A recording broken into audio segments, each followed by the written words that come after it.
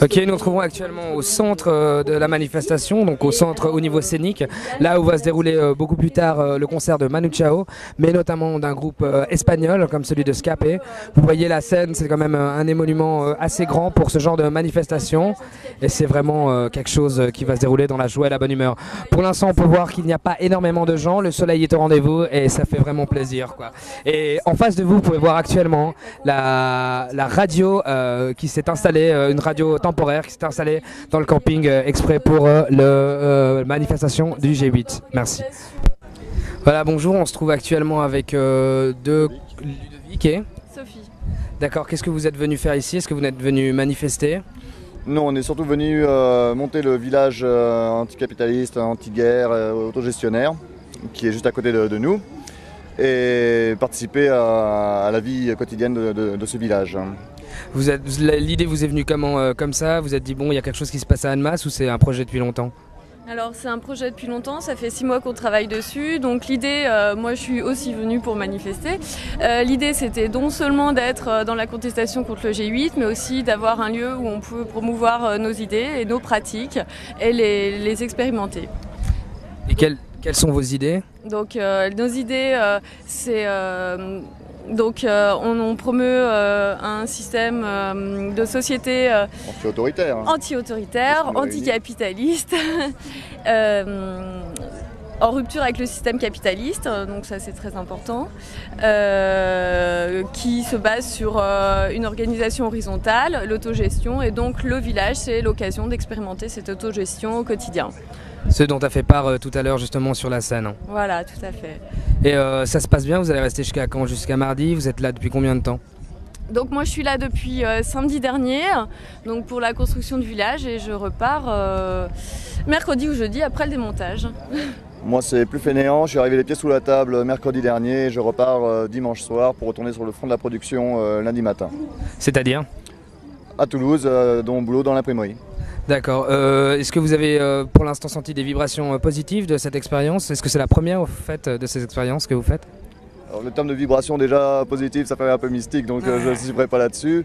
Par contre, c'est un réel succès, de par le monde qu'il y a et de par la réussite de l'expérience en autogestion. Ça ne veut pas dire que les 2500 personnes qui sont là vivent en totale autogestion, mais le terrain est impeccable, les gens participent aux tâches et on arrive à dormir quand même tous nos 6 heures, on va dire, par nuit. Je vais vous poser une question. C'est quoi exactement l'autogestion? L'autogestion. Donc l'autogestion, c'est un système de gestion, comment dire. Voilà, j'ai pas Bakounine sous les yeux. De gestion collective de la vie en société. Donc c'est-à-dire que concrètement on décide ensemble, et si on doit être représenté à un moment donné, on mandate des personnes qui sont révocables à tout moment à partir du moment où elles sortent du cadre du mandat qui a été fixé collectivement. Éviter la spécialisation aussi du pouvoir ou de l'autorité, justement partager les autorités, les savoirs, les savoir-faire. Quand quelqu'un n'est pas capable, lui transmettre le savoir de façon à ce qu'il puisse remplacer ou accompagner, aider, etc. Ça peut aussi s'appliquer, on peut aussi en parler dans le cadre de la production de biens de services, donc ça veut dire qu'on est contre la propriété privée, on est pour la propriété collective et la gestion collective de la production sur la base de l'idée de l'utilité sociale du travail. Voilà. Et vous êtes combien plus ou moins dans le village même? Dans le village, enfin ceux qui sont vraiment partis plus ou moins de l'organisation, entre parenthèses bien sûr. Dans le village, en fait ça s'est basé sur des collectifs locaux, donc par ville ou par département ou par région selon le monde qu'il y avait. Et à combien on peut estimer 300 personnes? Ouais, 300 personnes à peu près, donc qui sont réunies tous les mois depuis le mois de décembre sur les bases du fédéralisme libertaire. Donc à la base, ça n'a pas un noyau, c'est la base de ce projet, et après les gens se sont raccrochés à ce projet au fur et à mesure, et encore aujourd'hui il y a des gens qui arrivent, et on leur fait lire la charte, ils l'acceptent ou ils la refusent. S'ils la refusent, ils vont voir ailleurs. S'ils l'acceptent, ils sont intégrés tout de suite à la vie quotidienne du VAG. Voilà, en tout cas, merci d'avoir pris 5 minutes de votre temps pour répondre à ces quelques questions, quoi, et à bientôt j'espère. Merci à vous, on y retourne. Merci, au revoir. Au revoir. Bonsoir, nous nous trouvons actuellement sur l'aérodrome où nous avons un invité spécial ce soir. Bonsoir. Bonsoir. Vous êtes ici pourquoi? Pour manifester ou de quel côté? Non, là je suis ici pour le travail, dans le cadre de la télévision suisse romande, pour couvrir un petit peu les événements en marge du sommet d'Évian et du contre-sommet alternatif qui se déroule ici. Vous avez été dans tous les sites ou c'est exclusivement sur Annemasse? Alors nous sommes allés dans les 2 villages alternatifs, ainsi qu'ici autour de l'aérodrome de Villagrand et puis dans le centre Martin Luther King au centre d'Annemasse où se déroule le sommet pour un autre monde. Est-ce que vous n'avez pas l'impression, enfin là on est à Annemasse mais sur Genève, qu'il y a plus de journalistes quelque part que de manifestants attendus? Bon, un manifestant nous disait il y a un tiers de militants, un tiers de journalistes et un tiers de flics. Alors je ne sais pas si cette proportion est respectée, mais c'est vrai qu'on a rencontré moins de monde que prévu. Avec une couverture journalistique, j'ai un peu de peine à évaluer. On a vu beaucoup d'équipes, passablement de photographes, mais comme il y a aussi beaucoup de monde comme vous dans des médias alternatifs qui ont leur petite caméra, on n'arrive plus à savoir qui tourne pourquoi, et finalement c'est très bien parce que ça fait beaucoup plus de monde qui s'intéresse et qui répond à tout ce qui se passe ici. Est-ce que vous avez l'impression que l'attente générale du grand public est plutôt de savoir l'objectif de la manifestation et que les militants se fassent entendre, ou alors tout simplement de voir les casses? Bon, malheureusement, je crois qu'il y a beaucoup de monde qui a peur, qui a été paniqué par les possibles débordements et qui s'intéresse dans cette optique-là de savoir ce qui va se passer, s'il va y avoir de la casse, s'il va y avoir des blessés. Maintenant, il faut quand même espérer qu'au-delà de ça, il y ait beaucoup de monde qui s'intéresse au fond de ce sommet, de ce contre-sommet, des grands enjeux qui sont là. Quel est le taux d'écoute le plus grand? Ceux qui s'intéressent au sommet et aux grands problèmes de la planète qui s'y posent, ou ceux qui veulent simplement savoir s'il ne va pas y avoir des débordements? C'est difficile à dire. Est-ce qu'après la manifestation qui s'est déroulée jeudi, nous étions sur place, il y a eu quand même pas mal de casses. Est-ce que vous avez l'impression qu'il peut y avoir des gros débordements dimanche? Je sais pas, on nous fait tellement peur depuis tellement de semaines que ça se passera sûrement beaucoup plus calmement que ce qu'on imagine dans le pire des scénarios. Maintenant, il suffit d'une poignée de personnes qui ont soit des idéologies plus violentes, soit simplement l'envie de casser, pour déborder les services d'ordre organisés par les manifestants eux-mêmes. J'ai un petit peu de la peine à dire. Je dirais qu'a priori, ça va sûrement se passer beaucoup plus calmement que ce qu'on croit.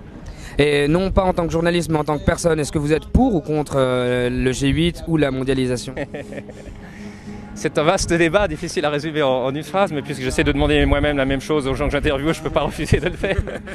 Disons que la globalisation, la mondialisation, pour moi, c'est des aspects positifs aussi. Je pense que c'est grâce à la mondialisation que, pour prendre un exemple que j'aime bien, un dictateur chilien a pu être arrêté en Grande-Bretagne à la demande d'un juge espagnol. Ça aussi, c'est la globalisation. Alors maintenant, ce contre lequel il faut lutter, peut-être, ce sont les effets pervers de cette globalisation, l'absence de contrôle social, de législation sociale qui peut déborder sur la vie quotidienne des gens, mais pas contre la globalisation en tant que telle. Alors est-ce que le G8 se souciera aussi de l'aspect social, comme ils le promettent, avec George Bush comme grand nouveau leader mondial? Je le doute un peu. En tout cas, je vous remercie pour le temps que vous avez pris pour nous répondre et je vous souhaite bonne quête d'informations. Merci, bonne soirée. Alors je rebondirai moi sur ce que disaient les camarades, je crois, de Ballon Rouge. Je suis assez d'accord sur le constat de décomposition de la gauche. Je l'ai dit tout à l'heure, il y a l'état de la gauche d'une façon générale. Toujours à Annemasse, actuellement tout près de la Seine, avec une invitée de choc, une invitée de choix. Bonsoir, je crois qu'il n'y a pas besoin de te présenter, même si... Manu, enchanté. Alors Manu, on n'a pas tellement appris que tu venais ce soir, à part aujourd'hui même, ou il y a 2-3 semaines. Tu l'avais pas annoncé dans ton concert à l'usine, c'est juste? Parce qu'on n'était pas sûr de pouvoir venir, donc ça s'est décidé hier. On était à Bordeaux et on a calculé la route, tout ça, et bon, on est là, et c'est un plaisir. Un citoyen, pour moi, je trouve que c'est important. Quelles sont les idées que tu revendiques plus ou moins quand tu te présentes sur scène? Parce que je crois que tu es quand même entre guillemets bénévole, donc tu n'en tires rien au niveau financier donc. De quoi? Du concert d'aujourd'hui? Du concert d'aujourd'hui? Non. Si on est là, c'est un acte de citoyen, c'est pas notre métier, on le fait ailleurs. Enfin, je veux dire, c'est autre chose. Ça n'a rien à voir avec... c'est un acte de citoyen, comme il y avait énormément de gens qui sont venus, nous on est venus et chacun amène ce qu'il sait faire. Moi je sais faire de la musique, donc je vais faire de la musique. Et pourquoi Annemasse, pourquoi plutôt pas Genève? Bah, on aurait pu le faire un peu à plein d'endroits différents et le problème c'est qu'il a fallu faire un choix. Et ici on connaissait un peu des gens et ça a été ici, mais ça aurait pu être ailleurs. C'est vrai que ça aurait pu être sur d'autres scènes. Et qu'est-ce que tu en penses actuellement des mobilisations qu'il y a eu jusqu'à maintenant? Est-ce que tu trouves que c'est plutôt bien? Bah, je crois que c'est toujours bien. C'est important de ne pas lâcher l'affaire à ce niveau-là. C'est-à-dire que que partout où ces 8 dingues ils se réunissent à chaque fois, et qu'ils soient obligés déjà de se cacher et de s'enfermer quelque part pour pouvoir discuter entre eux, c'est déjà une immense victoire, moi je crois. Toi, tu proposerais quoi comme solution éventuellement pour l'évolution du monde? Mais les solutions, le problème c'est le pognon qui est mal réparti. Donc moi j'ai pas une formation d'économiste, je veux dire je peux pas, c'est un problème de mauvaise répartition du pognon. Donc ça, pour trouver les solutions au niveau mondial, il faut être pointu en économie quoi. Moi j'ai pas cette formation là, je peux pas, parce que le problème il est pas ailleurs. Enfin moi je crois, hein, je sais pas, mais instinctivement c'est un problème d'argent quoi. Comme je disais tout à l'heure, si le diable existe, ça s'appelle l'argent, et l'argent c'est le dollar quoi. Et voilà. Donc au niveau mondial, quelles sont les solutions?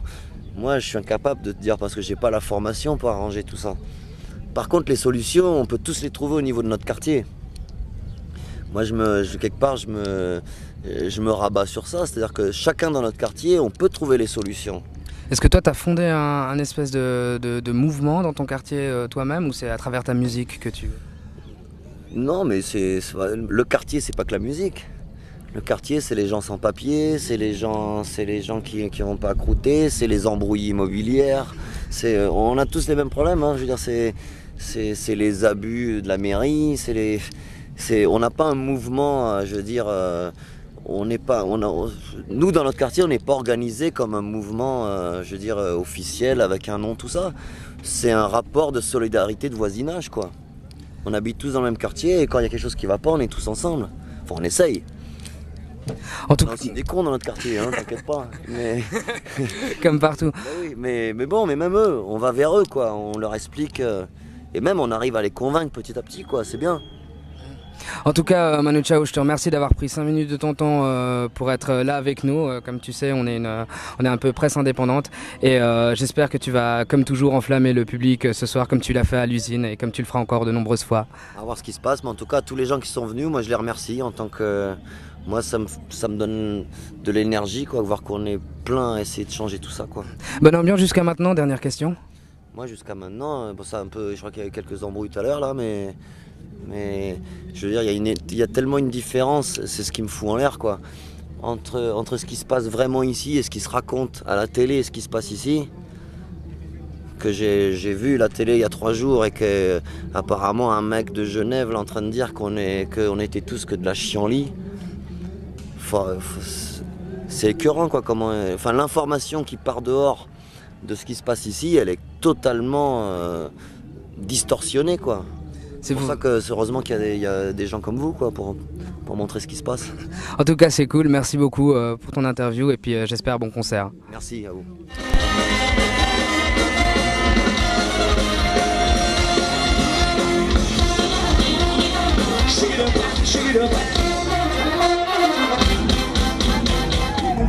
Actuellement en plein concert de Scapé, vous pouvez remarquer que les gens sont présents et que la mobilisation est grande sur la manifestation.